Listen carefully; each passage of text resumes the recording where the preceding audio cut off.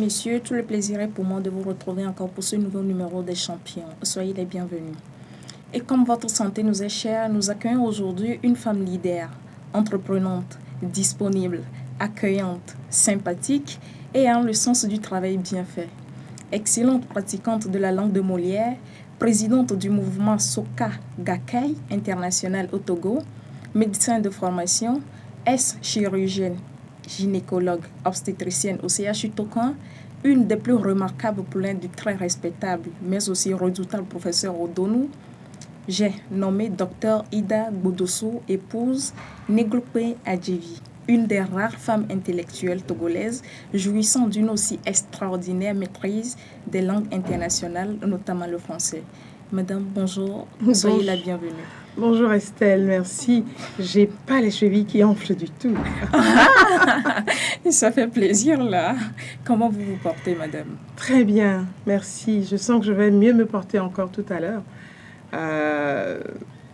Participer à une émission comme la vôtre, c'est vraiment, je vais presque dire, une consécration. Waouh, c'est vrai, c'est une émission que nous apprécions beaucoup et qui tend à donner la possibilité d'avoir des modèles. Voilà. Je vais juste raconter une petite anecdote pour commencer. J'ai été la vice-présidente d'une association que nous appelons le FAWE, les femmes en éducation. Et nous sommes allés dans une petite école en fin d'année pour participer un petit peu à encourager les jeunes. Et toutes les femmes que nous étions, en nous présentant, il fallait voir le ravissement des enfants. Ils ne savaient pas qu'il pouvait y avoir... C'est un collège, en fait. Et elles ne savaient pas qu'il pouvait y avoir des femmes professeurs d'anglais, des femmes chirurgiennes, des femmes avocates, des femmes... Enfin... Du coup, ça suscite déjà l'envie de vous ressembler. Ça suscite l'envie de ressembler. Ça donne des perspectives à nos jeunes filles. Bien et sûr. Je veux vraiment vous féliciter pour cette émission qui va droit vers l'excellence. Merci beaucoup, madame. Je suis vraiment flattée. J'ai essayé de faire une présentation un peu sommaire de vous, mais vous pouvez nous faire une présentation un peu plus exhaustive de vous? Alors, je suis Ida Gbodossou, épouse Adjevi Néglopé. Plutôt Néglopé Adjevi, ça dépend. J'ai été formée en gynécologie obstétrique, on va dire grâce au professeur Odonou que vous venez de nommer. Oui. Et c'est vrai que je voudrais lui rendre un véritable hommage très sincère pour la main de maître avec laquelle il nous a menés. Et particulièrement moi parce que lorsque je suis venue à la gynécologie, j'aurai le temps tout à l'heure de parler du professeur Agbetra, du feu professeur Agbetra, qui m'a permis cela quand il est venu au poste de ministre de la Santé. Entre-temps, j'avais fait la pédiatrie, j'avais fait l'anesthésie-réanimation avec d'éminents professeurs. Et donc, moi, en revenant avec mon diplôme que j'avais eu à Tours, diplôme d'État en médecine, je me destinais à une carrière hospitalo-universitaire, disais-je. Et je voulais faire de la gynécologie obstétrique. On m'avait dit, certifié d'ailleurs, que ce certificat était en préparation ici. Et c'était le défunt professeur Vovor qui était censé s'en occuper. Et quand je suis arrivée, le professeur Amédomé, paix à son âme aussi, m'a dit non, il n'y a rien de cela.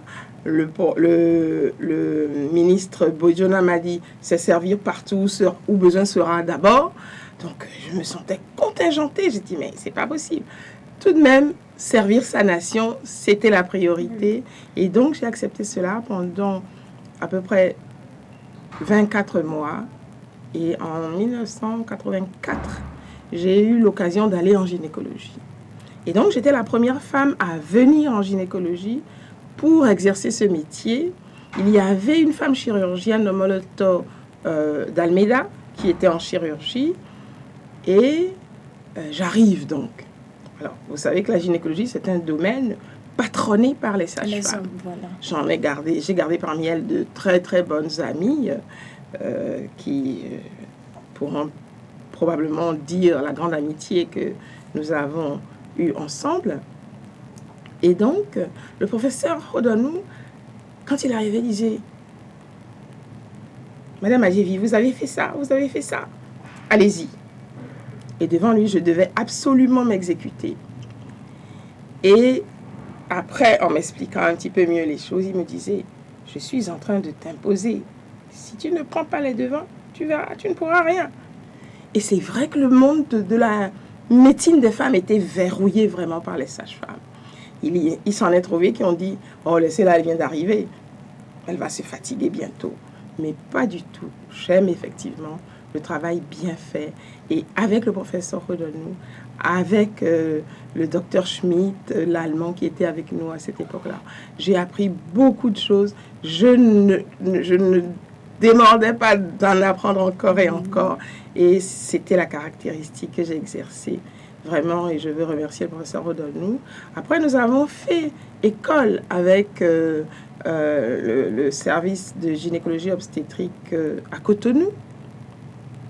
Et à cette faculté, le professeur Ali Honou, a été notre deuxième maître pour nous montrer vraiment la voie de l'excellence, pour nous donner le sentiment d'appartenir à une école et de glorifier cette école-là. C'est ça, je pense, qui manque un petit peu à notre jeunesse. Et voilà, donc on a le temps d'en parler. Oui, justement, on va en parler dans le courant de l'émission. Dites-moi, quel regard est-ce que vous portez aujourd'hui sur le système éducatif togolais, comparé au temps où vous étiez encore sur les bancs, docteur? Alors, le système éducatif doit être en mouvance, sinon il se sclérose. Normalement, les réformes devraient arriver plus souvent qu'elles ne viennent. En dehors de toutes les pénuries que l'on peut constater, pénurie de professeurs, d'enseignants, pénurie d'écoles, de bancs, enfin, tout ce qui manque, parce que nous savons que la santé et l'éducation sont les parents pauvres de nos ministères. Il y a beaucoup à faire dans ce secteur d'éducation parce que il est important pour nos dirigeants de se projeter dans l'avenir avec ce que nous appellerions notre progéniture. Sinon, c'est fini, quoi. Vous vivez puis vous mourrez. C'est pas ça. La relève n'est pas prise en compte. Il faut que la relève soit assurée dans la qualité, justement. Et cette qualité, ça commence déjà dans la socialisation des crèches. Au jour d'aujourd'hui, si nous ne pouvons pas imiter ce que font les autres et qui leur réussit, je crois que nous sommes un peu confinés dans nos mentalités, un peu rétrogrades. On part au plus urgent et on n'a pas de projection, on n'a pas de vision. Il faut absolument réformer plus souvent, trouver des pédagogies agissantes. Je veux citer mon maître Tsune Samboro Makiguchi, maître en bouddhisme de la Soka Gakkai, qui, en termes de géographie humaine, a mis en place un système pédagogique qui insérait les enfants dans leur terroir. Les enfants n'apprennent pas qu'en classe. Ils vont se promener, ils vont sur les marchés, ils font des mouvements vers la rivière. Qu'est-ce qui caractérise les gens qui vivent au bord de la rivière et dans les forêts? Pourquoi? Et on apprend à aimer son territoire. On apprend à le prendre en main, à en prendre possession. Donc, où que vous alliez, vous puissiez aller, si loin que cela soit, pour faire vos études, vous avez à cœur de revenir dans ce terroir pour le magnifier encore de votre propre impression. Vous voulez imprimer quelque chose que vous aurez appris ailleurs. Donc, ce sentiment nous a habités tout le temps. Et à l'époque, donc, on avait conscience d'aller ailleurs étudier pour revenir dans notre pays, prêter main forte. Et aujourd'hui, bon, les jeunes, ils pensent d'abord au gombo. Vous connaissez l'expression? Non, explicitez-nous ça un peu. Il semble que il faut être productif au niveau de l'argent. Et donc, les jeunes, ils veulent du gombo. Alors, on va parler un peu argot dans cette émission de grande perfection. Eh bien, il faut quand même prendre le temps de comprendre pourquoi on va à telle ou telle discipline. Je veux parler du niveau universitaire. Et notamment dans le monde médical, le système éducatif, il est ce qu'il est. Mais peut-être que les enfants, les jeunes sont à la traîne un petit peu dans leur propre motivation. Ça nous donne des résultats un peu difficiles à apprécier. Le professeur Rodano, à l'époque, tout respectueux qu'il était quand même de nous autres en tant qu'étudiants, en tant que collaborateurs, il nous montrait les jeunes et il disait « Ce sont eux qui vont nous soigner demain ». Je ne savais pas que c'était empreint d'une prévision au désespoir, parce qu'aujourd'hui, vraiment, il faut que la jeunesse se ressaisisse pour étudier sérieusement, mais aussi développer les qualités qui vont faire d'eux des bons médecins. Oui, madame, vous avez évoqué là quelques grands mots qui minent en général le système éducatif et les jeunes en particulier. Mais selon vous, c'est quoi la cause principale de tous ces problèmes? Est-ce qu'on peut résumer toutes ces causes-là en un seul mot? C'est l'engagement. C'est l'engagement à tous les niveaux. L'engagement des parents, l'engagement au niveau du pouvoir. C'est un choix d'éduquer la nation. Or, nous avons passé des années. Alors, vous m'avez demandé un mot et je recommence. Oui, non, vous avez donné le mot et vous explicitez. Voilà, j'explicite parce que nous avons passé un certain nombre d'années à opérer un nivellement par le bas.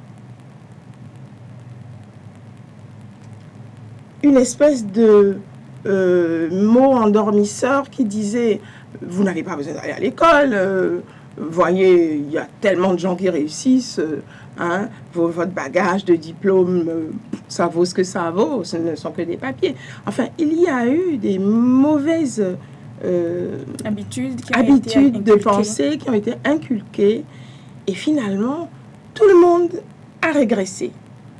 Donc, il faut refouetter tout ce monde-là maintenant en offrant de réelles opportunités, des bourses d'études pour tous les enfants. Hein. L'école gratuite, c'est déjà un grand bien, quand on sait que tout de même, elle n'est pas si gratuite que ça et que cela demande un investissement réel des parents pour aller plus loin. Mais je crois que ce nivellement par le bas a opéré tant et si bien qu'aujourd'hui, il n'y a pas grand monde qui s'intéresse à l'excellence. Il faut repartir, il faut refouetter, vraiment. Mais docteur, aujourd'hui, on dirait que c'est le revers de la médaille. Et puis, on dit l'État-providence est révolu et qu'il faut aller à l'entrepreneuriat. Puisque, selon les on dit, on nous a longtemps inculqué l'habitude du bureau. Est-ce que ça ne prend pas un peu le contre-pied de ce que vous venez de dire? À la base, lorsque tout se joue avant 7 ans. Donc, dans l'éducation de base, il faut pouvoir offrir la même chose. Il faut pouvoir avoir envie de former des citoyens du monde. Parce qu'aujourd'hui, il n'y a plus de frontières. Nous allons être relégués, mais vraiment loin. Et ça sera toujours... Bon, finalement, ça va devenir en voie de sous-développement, permettez le mot. Donc, il faut que l'engagement se fasse à tous les niveaux et que ceux qui ont en charge l'éducation puissent peser de leur expertise, de leur analyse, hein, de leur prévision, pour faire que l'État s'engage au premier niveau. Les salaires sont trop bas, les parents, ils s'assoient devant la télé pour compenser, pour rêver un peu. Ils n'ont pas le temps de s'occuper de l'éducation de leurs enfants. Il faut relever le niveau même de tout cela et aspirer à mieux. Tout se joue vraiment avant 7 ans. Après, dans la petite enfance, vous avez à 10 ans vraiment, la gamine, elle sait ce qu'elle veut faire. Parce qu'elle a vu défiler devant elle un certain nombre de modèles. Moi, à 13 ans, j'ai rédigé j'ai fait une rédaction dans laquelle je disais « Je veux m'interposer entre la souffrance et l'homme.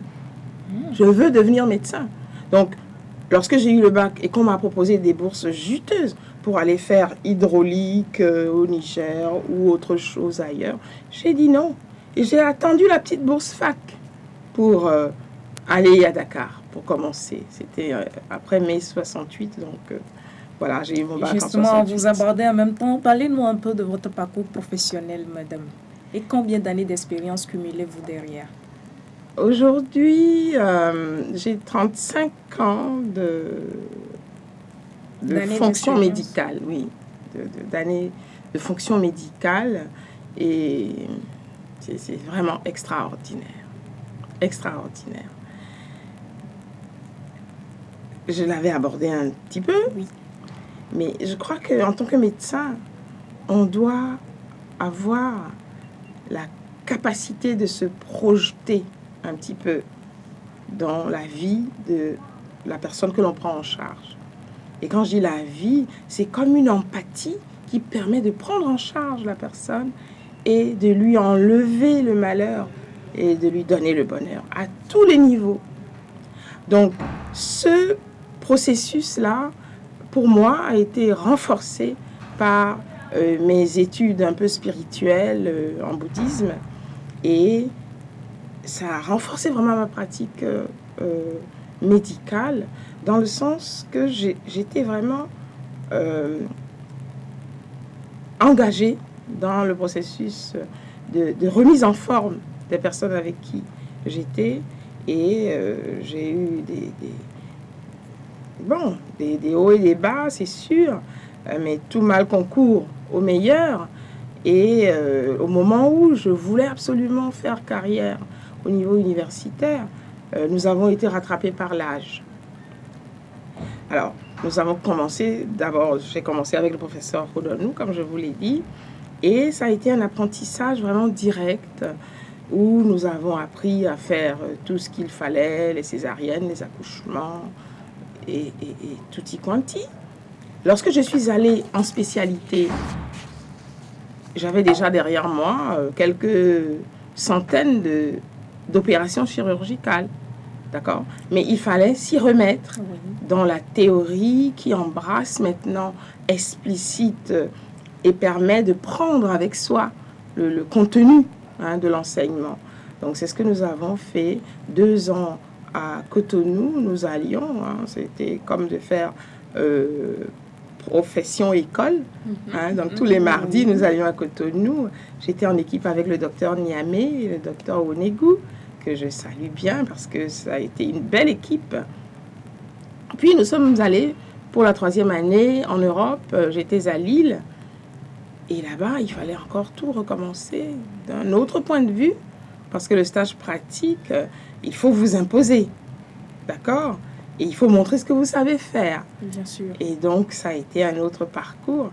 Puis on est revenu, on a ressoutenu, et pour devenir maintenant gynécologue, chirurgien patenté. Voilà. Donc, j'ai fait toutes ces années-là au CHUSO maintenant, Sylvanus Olympio.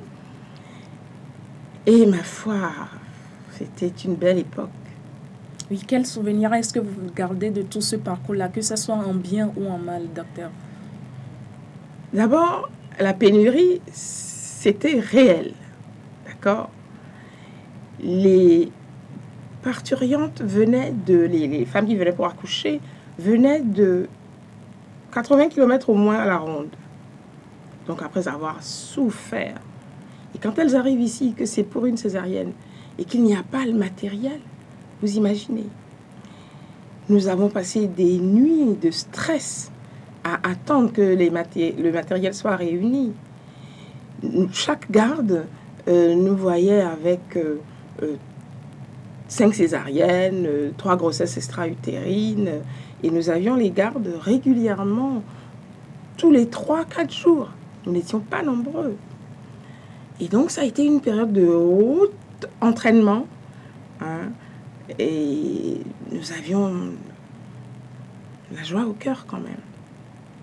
Je crois que je ne trouve pas trop les mots pour me ressouvenir, mais c'était vraiment la belle époque où nous étions fatigués, nous revenions épuisés, nous n'avions pas vraiment beaucoup de temps à consacrer à nos familles, mais c'était toujours très heureux.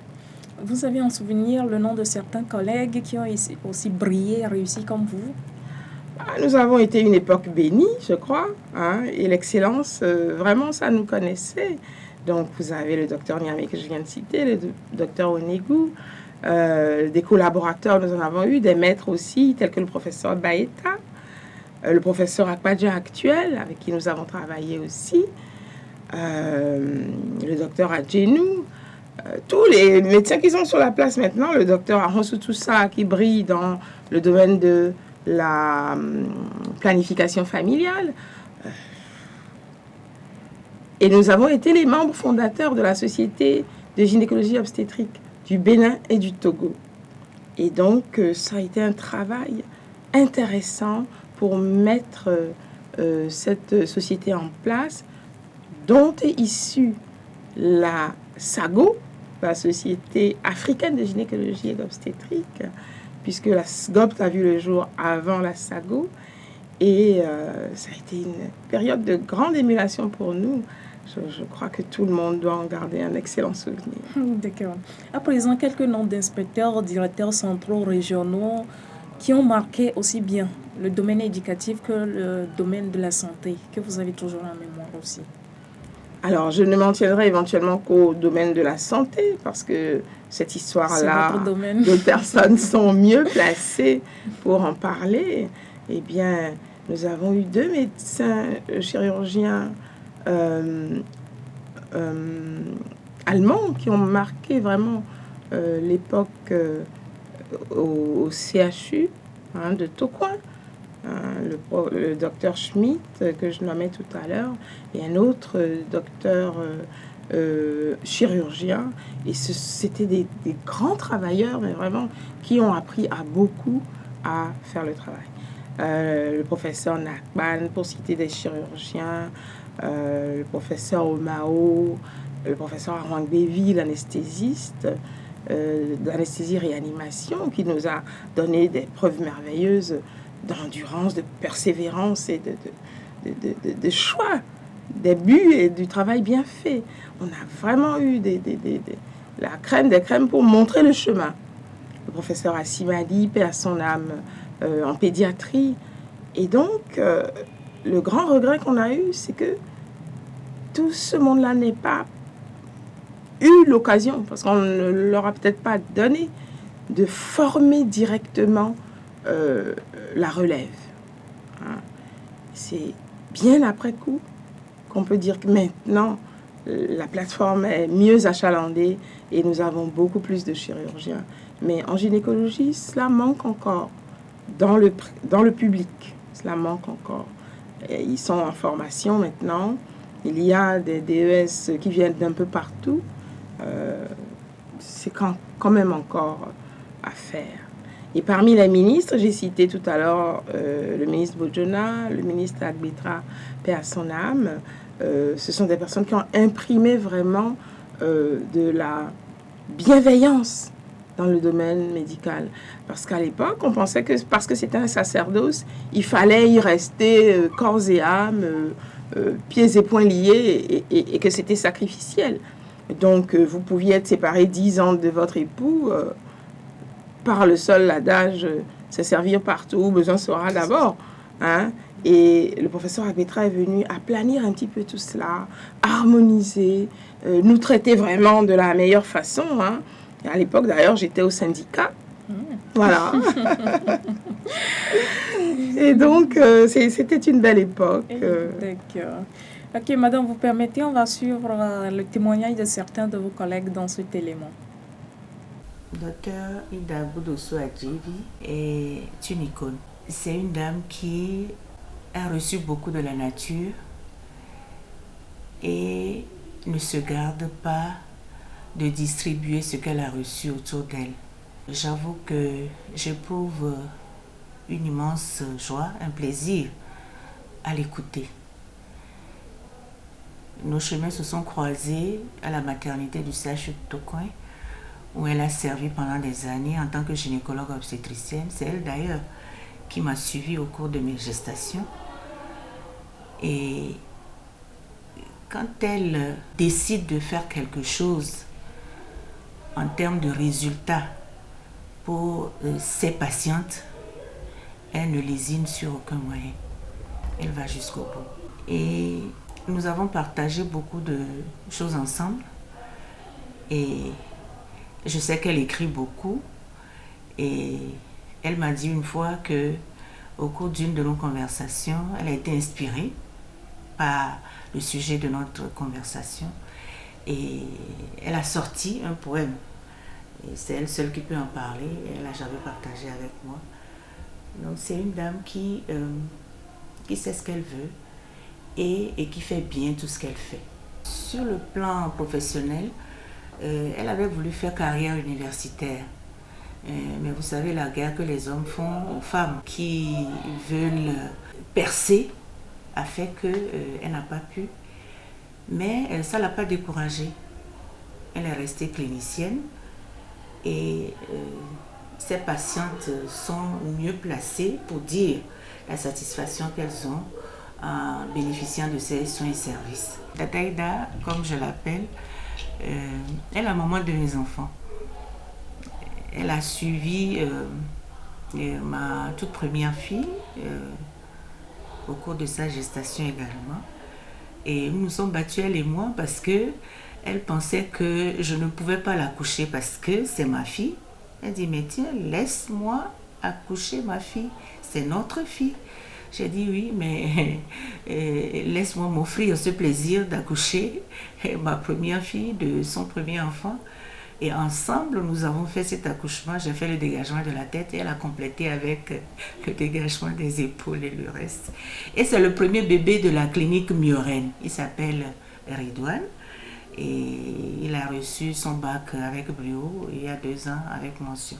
Sous l'angle du verbe, Tata Ida est une dame, quand elle attaque le français, ça coule comme de l'eau et elle a des expressions qui sont propres à elle.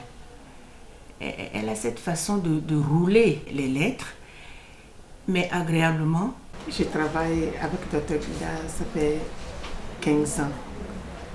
C'est une dame rigoureuse, travailleuse. C'est une dame que j'apprécie beaucoup parce qu'elle est très dévouée dans son travail. Nous sommes une famille ici et on travaille avec amour.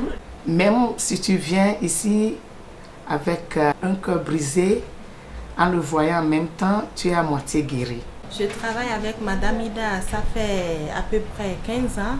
C'est une excellente dame, une impeccable dame qui travaille bien et qui s'occupe bien de ses patientes. Et en cas de travail, elle prend toutes ses dispositions pour s'occuper de ses patientes. Ok, madame, parlez-moi un peu de votre parcours scolaire et universitaire.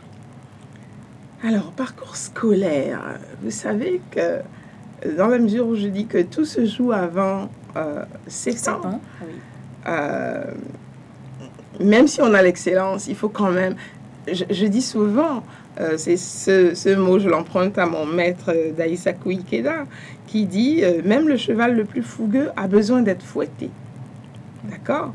Et donc, même si vous êtes excellent, il faut avoir des personnes derrière vous qui vous encouragent.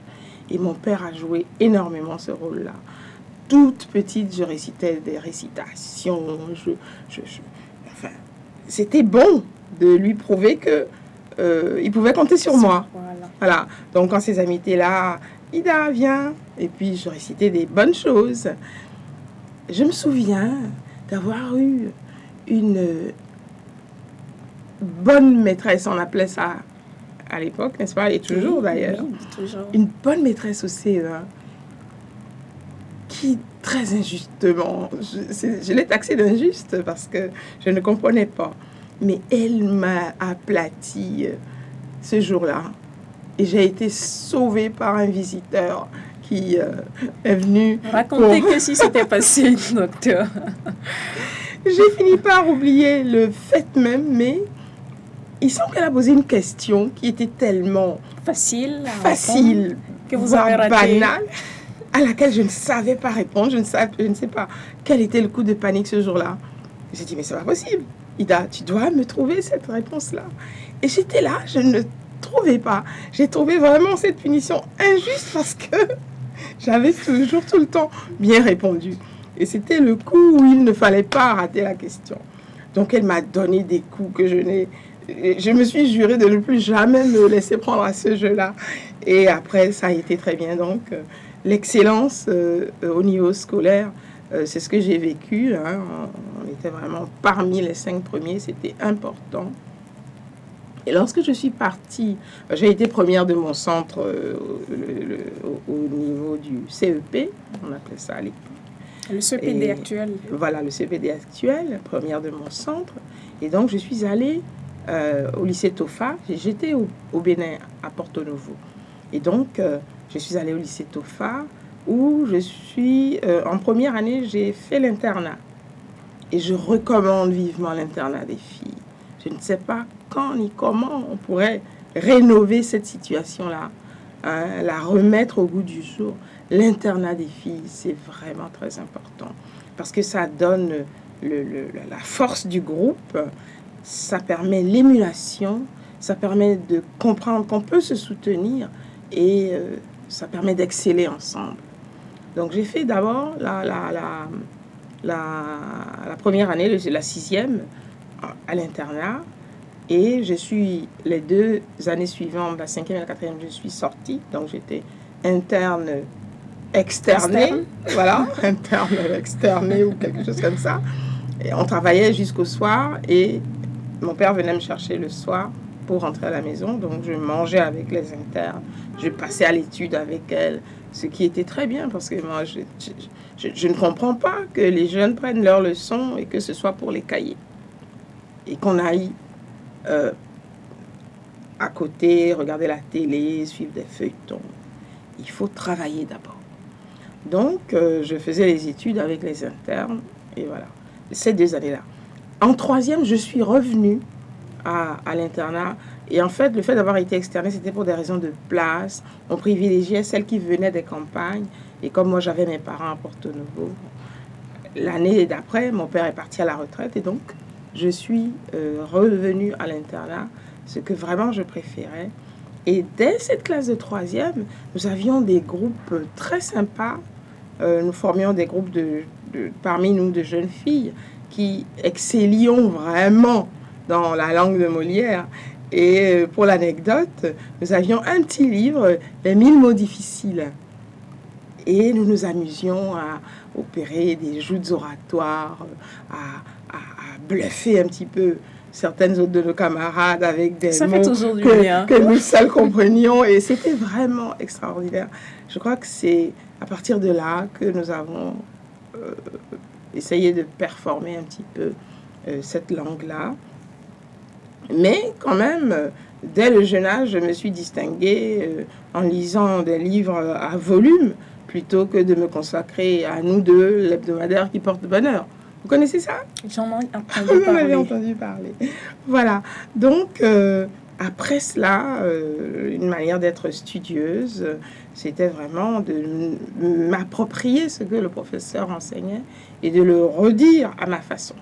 Et je crois que c'est la meilleure façon d'étudier. Il faut toujours s'approprier ce que l'on entend, et pouvoir le redire avec ses mots, comme si on enseignait à quelqu'un d'autre. Hein? Et si les étudiants font ça, je crois qu'ils peuvent avancer assez rapidement. Donc, vers la première, j'ai fait une terminale en sciences expérimentales. Et donc, je raflais tous les prix d'excellence. J'ai une amie qui a retrouvé récemment un de nos palmarès de fin d'année. Et elle m'a félicité. Mais Ida, toi, t'étais une tête, hein? C'est vrai. Vous l'êtes toujours. Ça perd un peu de coloration, je crois. Mais à l'époque, vraiment, aller à l'école, ça signifiait quelque chose pour nous. C'était notre seul devoir, ou le plus important en tout cas, en dehors de respecter les aînés et d'être un bon enfant. C'est ce qu'il fallait faire, réussir à l'école. Et c'était vraiment ce que nous avons fait. Donc, j'ai eu un parcours, on va dire, très heureux, à part le hic de la bourse que j'ai dû attendre. Et puis, je suis partie à l'université à Dakar, où j'ai fait mes 4 premières années. C'était mai 68, donc l'année universitaire déjà, avec le retard de la bourse. Je suis arrivée en janvier 69 à Dakar. Et après l'inscription, nous sommes tombés en pleine grève. Donc, tous les ans, pendant les 4 années que j'ai vécu là-bas, on a eu des grèves qui ont interrompu le processus scolaire.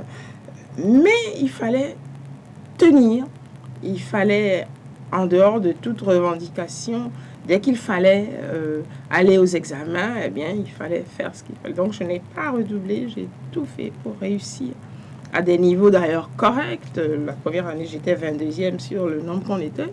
Donc, à l'époque, on disait encore les rangs. Je crois qu'on doit continuer à le faire maintenant, non? Et on doit aussi donner des prix à la fin de l'année. C'est important de revenir à ces pratiques-là de façon systématique. Et là, tout le monde peut s'investir. Les ONG, les organismes internationaux. À l'époque, on avait des livres que j'ai gardés d'ailleurs, certains qui montraient le monde, les atlas, tout ça. Ça vous donnait vraiment des envies de grandeur. C'est important. D'accord. Voilà. Merci madame. Dites-nous, à quoi est-ce que ça ressemble une journée dans la médecine? Une journée dans la médecine, c'est une journée de dévouement, d'abord et avant tout. Lorsque vous êtes médecin, d'abord, vous devez vous-même un petit peu ritualiser votre démarrage. Hein. Il faut se lever pétant de forme. Donc, les choses qui vous permettent d'être en forme, il faut les mettre en place. Cela consiste en une bonne toilette revigorante, un bon petit déjeuner, une bonne méditation, pratique, prière, ce que vous savez faire pour vous régénérer, vous revitaliser, et vous démarrez. Alors, d'abord, il y a, dans le milieu estudiantin, vous avez le staff le matin, tout le monde se réunit, on fait ce qu'il y a à faire en termes de compte-rendu de la journée précédente, les leçons à tirer, parce que les étudiants sont là, il faut transmettre un petit peu les difficultés, les approches. Puis, vous allez dans les salles pour faire votre visite médicale, hein, voir les malades hospitalisés, savoir si tout va bien, si les soins sont bien pratiqués. Certains secteurs s'occupent de la consultation, d'autres de l'hospitalisation en obstétrique et d'autres encore de l'hospitalisation en gynécologie. Nous avions des secteurs. Hein. Et donc, lorsque c'est votre jour de consultation, vous recevez le monde de tous azimuts et, ma foi, vous opérez tout ce qu'il faut pour qu'ils soient à l'aise, pour qu'ils retrouvent leur santé. Et le soir, si vous êtes de garde, vous continuez directement pour les 24 heures. Alors, c'était pas facile. Alors, au jour d'aujourd'hui, moi, je suis dans le privé. Hein. Je continue à exercer, donc ma matinée se passe comme je viens de vous le décrire. Mais je vais aux consultations en même temps que s'il y a des hospitalisés, je les prends en charge. Et étant donné que j'ai donné un petit peu, je fais ce que j'appellerais pour ma part une demi-journée, hein, le reste de la journée étant consulté aux éventuelles urgences. Donc les choses étant bien programmées, ça se passe vraiment bien. Nous n'avons pas des journées harassantes comme on pourrait le croire. D'accord, merci madame. On va mieux illustrer tout ce que vous venez de dire dans cet élément. Je suis venue à la clinique Muren parce que j'ai consulté beaucoup de médecins, mais je n'ai pas trouvé les résultats que je voulais. Mais j'ai une fois vu maman à la télévision, elle expliquait bien les choses, donc je me suis dit je vais venir la consulter pour voir mon problème, est-ce que ça serait résolu. Quand je suis venue, vraiment elle est une femme tellement accueillante, elle m'a bien accueillie et les résultats je les ai maintenant, donc je remercie Dieu. Je crois que c'est la grâce de Dieu qui est sur elle et vraiment je suis vraiment contente pour ces consultations. Elle est bien accueillante. Je suis venue ici parce qu'elle a la qualité de son travail. Docteur, que conseillez-vous à nos jeunes sœurs qui voulaient embrasser cette carrière comme vous? Alors d'abord, il faut savoir si vraiment on a envie de porter secours à l'autre.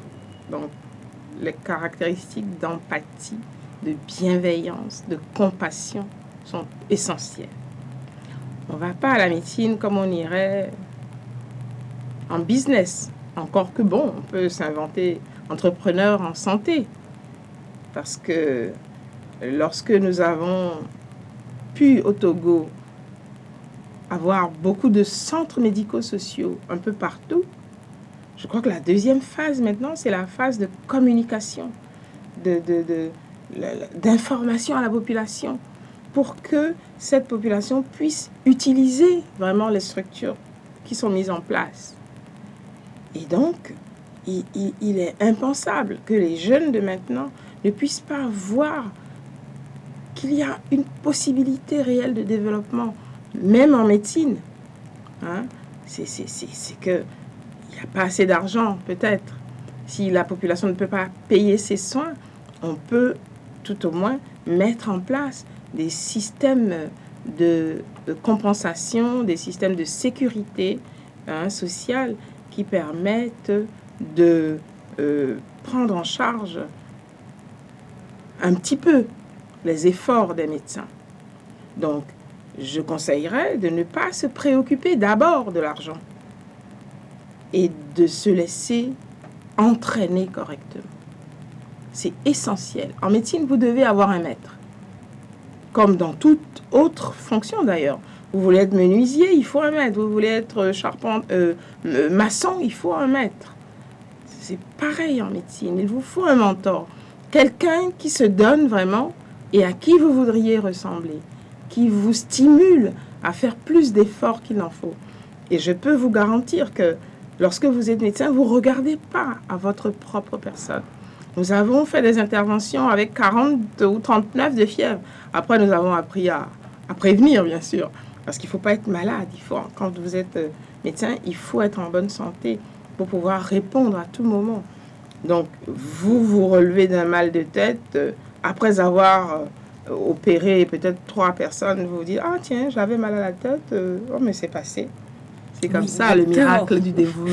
Oui, mais les patients semblent se plaindre aujourd'hui de, comme on peut l'appeler, la philanthropie. Déjà, l'accueil même, ça, on dit souvent en médecine que ça guérit déjà à moitié le patient. Mais aujourd'hui, c'est cette notion qui est remise en cause. Qu'est-ce que vous en dites? C'est vrai, c'est vrai. Au jour d'aujourd'hui, on a l'impression que tout doit être appris avant d'être exécuté. Les enfants attendent qu'on leur dise ce qu'ils doivent faire. On a l'impression qu'il y a un manque d'initiative, un manque de déploiement de personnalité. Et tout le monde se nivelle sur le mode minimal. On est devenu minimaliste. Sinon, chacun imprime sa personnalité sur cette fonction de l'accueil. Et je ne vois pas pourquoi on devrait faire comme tout le monde, si tant est que la plupart du temps, les gens ne sont pas accueillants. La nouvelle génération doit faire autrement. Parce que la communication, c'est très important. Et le premier contact, la psychoneurolinguistique, tout ça, c'est pas pour des brutes. C'est scientifiquement prouvé maintenant que si vous voulez avancer, il faut savoir converser. C'est le dialogue qui permet d'aplanir les conflits et d'apporter la paix dans le monde. Il faut savoir ouvrir un petit peu nos mentalités. Et tout cela, c'est de l'empreinte de personnalité. Donc je voudrais demander vraiment à la jeune génération de faire des efforts pour aller de l'avant dans ce contact humaniste. C'est essentiel. Sinon, votre métier, vous ne pouvez même pas l'exercer. Et je ne vois pas un médecin qui fait au suivant, comme le dirait la chanson. C'est pas possible. Vous comprenez? Donc, c'est vrai qu'on se plaint de cela. Les mauvaises conditions salariales ont dû jouer pour beaucoup. Le monde médical a été suffisamment négligé. Je dis bien négligé. on a pensé que parce que c'est sacerdoce, eh bien, laissez-le, ils vont le faire. Ben non. Les jeunes sont en train de prouver, grâce au mouvement de grève et tout, que tel n'est pas le cas. Et qu'on a beau avoir de l'empathie, il faut quand même survivre. Et que cela devient révoltant de voir que d'autres sont mieux servis que ceux qui se dévouent vraiment. Je ne voudrais pas faire ici la plaidoirie, mais vraiment, il faut comprendre qu'il y a des points d'engagement au niveau gouvernemental, au niveau des autorités, pour aider à un mieux-être dans le domaine de la santé. Et à ce moment-là, tous les jeunes auront la joie d'étudier encore et encore, d'exceller même, sans discrimination, sans ethnicisation. Parce que de plus en plus, on remarque qu'il y a une ethnicisation aussi de notre profession.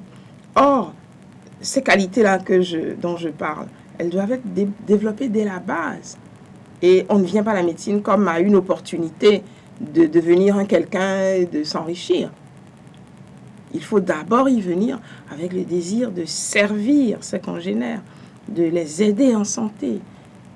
C'est tout un dépassement de soi. Voilà.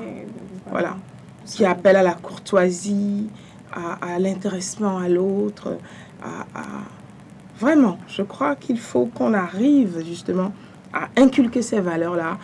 C'est comme d'aller aux États-Unis et d'apprendre pendant 1 an l'anglais avant de se lancer dans les études. On devrait peut-être, dans ce tronc commun des jeunes qui s'adonnent à la médecine, enseigner plus de développement personnel, plus de maîtrise de soi, plus de valeur à créer en tant que personne avant de s'adonner à l'étude de médecine. D'accord, madame. Dites-moi, autant vous étiez encore sur les bancs, c'est vrai, vous avez embrassé une carrière qui semble être réservée jadis aux hommes. Est-ce que vous n'étiez pas complexé? Complexé, non pas. Parce que, sans minimiser mes frères, parce que j'avais le courage de parler à mon père, il me montrait à ses quelques parents, quelquefois quand on venait le voir au village, il disait, on se souvient que les vieux maintenant maïlo. Ah bon? C'est pour dire, et moi ça me gonflait, C'était une motivation. Vraiment, il fallait absolument que je réussisse et je ne pouvais pas faire autrement. C'était ma joie de faire que mon père dise vrai. Et donc, moi j'ai toujours parlé, j'ai toujours dit un petit peu ce que je pensais. Je n'ai pas eu la timidité ni la réserve des jeunes filles. Donc, j'étais dans des groupes. D'ailleurs, en terminale, le lycée de Tofa est devenu mixte. Donc, on pouvait travailler autant avec les jeunes hommes qu'avec... et je n'ai pas eu de complexe. Quoique, j'ai bien aimé le sentiment d'appartenir à un système d'internat de filles. Et on était vraiment en coalition, mais pas contre les jeunes hommes du tout. Nous, c'était notre manière de nous développer, de nous épanouir, à étudier ensemble et à chercher un peu la perfection. Oui, et que pensez-vous aujourd'hui de la prestation de nos jeunes filles, surtout sur des concours de beauté ou de concours d'excellence? Nous regardons tous Miss comme une curiosité, c'est vrai. Et peut-être qu'à terme, il faudra vraiment trouver le moyen d'exceller en autre chose. C'est vrai que c'est mondialement reconnu comme activité, comme performance. Donc tous les pays l'ont adopté. Mais il faut faire attention. Il faut faire attention.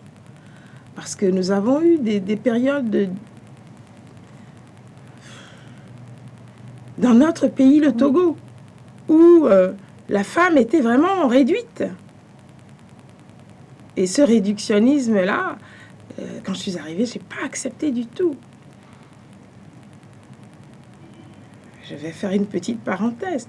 Dans ce pays, il n'y a pas la notion de couple. Parce que simplement, on ne sait pas, les femmes sont cachées. Les quelques-unes qui apparaissent dans le monde politique On ne sait pas si elles ont des maris, si... Et les hommes, nous ne savons pas à quoi leurs épouses ressemblent. Or, nous savons que derrière tout grand homme, il y a toujours une femme. Vous voyez? Ce sont des points que nous perdons dans la capacité d'éducation, de motivation, d'émulation pour notre jeunesse. Hein? Devenir une grande dame, c'est pas rien. Mais c'est pas en ayant des rondeurs et des longueurs et des... Je sais pas. Lorsque vous prenez Michelle Obama, elle a fait ses propres performances et c'est grâce à ça qu'elle tient la hauteur aux côtés de son mari. Hein? Donc, il va falloir relativiser toutes ces choses-là. C'est vrai qu'on a le sponsoring pour ce genre de situation plutôt que pour d'autres choses qui seraient plus valorisantes. Parce que moi, personnellement, et philosophiquement aussi, et spirituellement aussi d'ailleurs, j'ai adhéré au système de création de valeur. D'accord?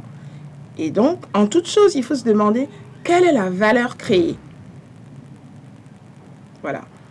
Et donc, pour toutes ces jeunes filles-là, il faut se demander, en dehors des quelques trois qui ont des titres et des gains qu'on aurait pu envier, je pense que toutes les autres, il y a peut-être une valeur créée, mais si on n'insiste pas, par exemple, à leur donner des bourses d'études, parce qu'elles sont entrées dans une certaine discipline, et que peut-être elles seront de belles hôtesses plus tard, par la tenue, par le port, la manière de marcher, de s'entraîner à parler.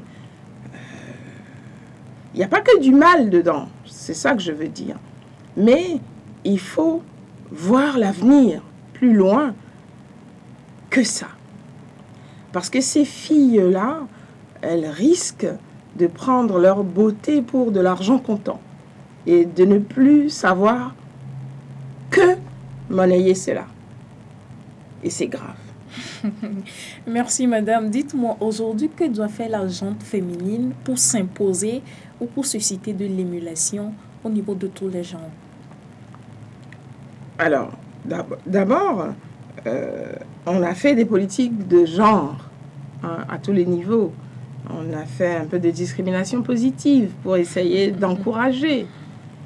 Mais la gente féminine elle-même doit se soutenir. C'est important. Nous devons apprendre à réfléchir et reconnaître la valeur dans l'autre.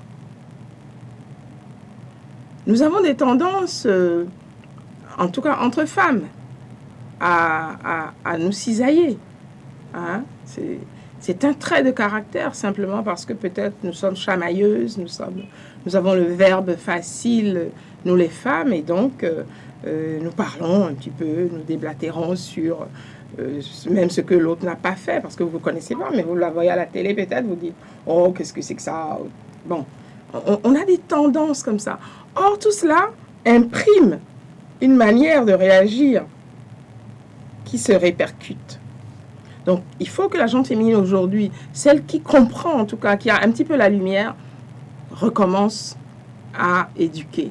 Nous sommes toutes des éducatrices, que ce soit à la maison, sur le chemin, partout. Donc, il faut que la gente féminine prenne en main l'éducation de la nation pour remettre les choses à leur place. Il y a certaines femmes dont on pourrait dire qu'elles ont peur de leurs garçons. Simplement parce que cela a été établi comme ça. Le garçon peut tout faire, la fille, non.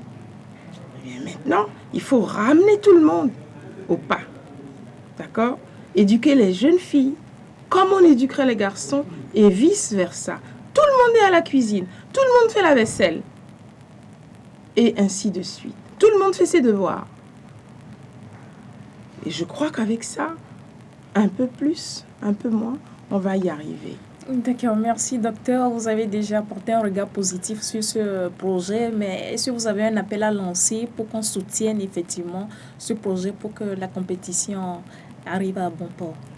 Oui, la compétition des champions, c'est extraordinaire de cultiver l'excellence.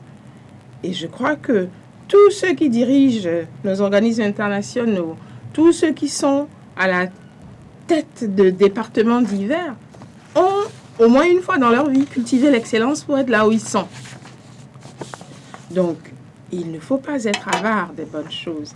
Il faut penser à les répercuter sur, surtout la jeunesse, pour qu'elle puisse aller de l'avant, préparer un avenir meilleur pour nos pays et pouvoir parler à la même hauteur avec les personnalités du monde. Hein. Sinon, nous allons toujours rester petits et, comme je dis, ça risque d'être en voie de sous-développement. Donc, je pense qu'il faut tout faire pour encourager ce projet.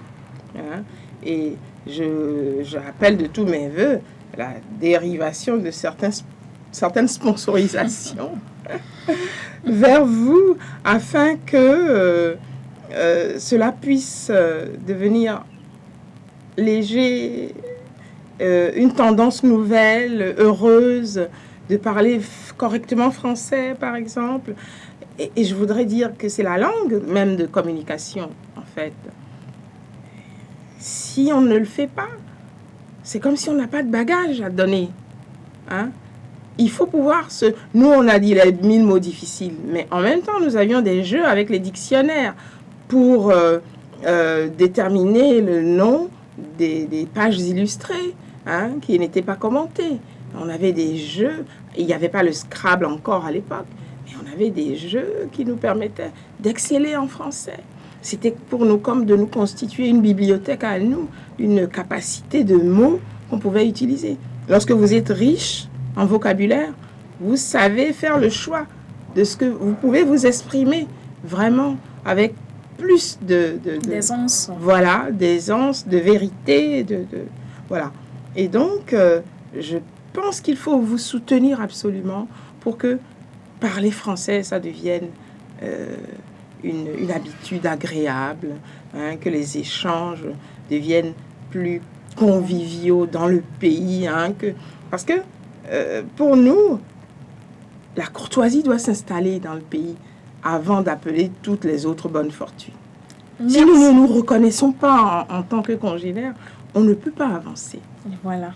Merci, Dr Ida Godosso, épouse Neglope Adjevi, excellente pratiquante de la langue de Molière. Je rappelle que vous êtes présidente du mouvement Soka Gakkai international au Togo, médecin de profession, ex-gynécologue obstétricienne au CHU Tokin. Merci, madame, d'avoir accepté notre invitation. Bon retour. C'est moi qui vous remercie, Estelle. Merci à vos fidèles téléspectateurs d'être restés les nôtres. Restez accompagnés de nos programmes. Au revoir. Éternel.